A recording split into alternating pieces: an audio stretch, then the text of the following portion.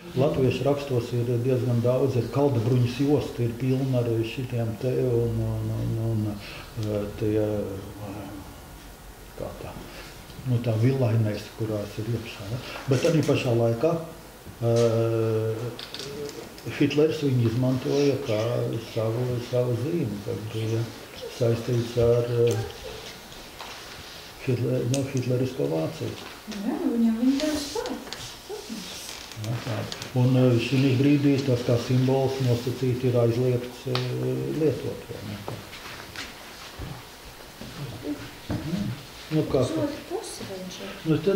tur ir uz abām pusēm, viens ir uz vienu pusi, otrs otru pusi. Te ir uzlika abas divas, abas divas. Principā viņam nav viņi ir viena pusi, ja jūs uztaisāt viņu tā, tad viņu pagriežat uz vienu pusi vai uz otru pusi, viņš ir, tā.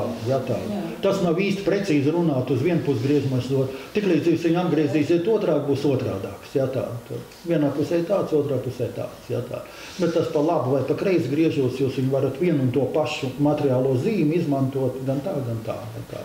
Jā, bet Daini, taisnība tev ir, bet tā pašā laikā, teiksim, es skatoties uz to zīmi.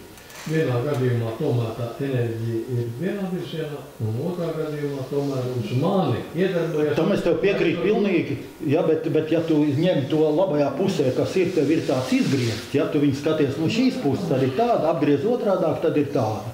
Ja, tā, vienā pusē uz vienu pusi viņš griežos, apgriez otrādāk, viņu uz otru pusi griezos. Ja, tā.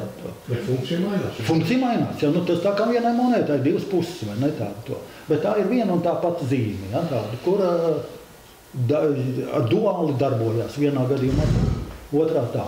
Paskatoties, kā jums teica, paskatieties no citas puses, ja, uz to, ja, tā. No vienas uz otras puses paskatieties, ja, tā. Tā, tagad. Uzzīmēt sniegu pārsliņu. Skaistu, īstu, patiesu, dabīgu, palielinātu sniegu pārsliņu šo te. Cik minūtes mums vajag? Zīmēt vajag kādā?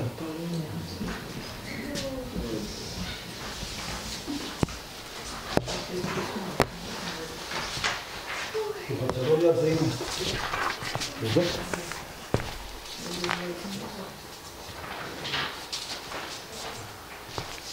Kur te palika Nikola?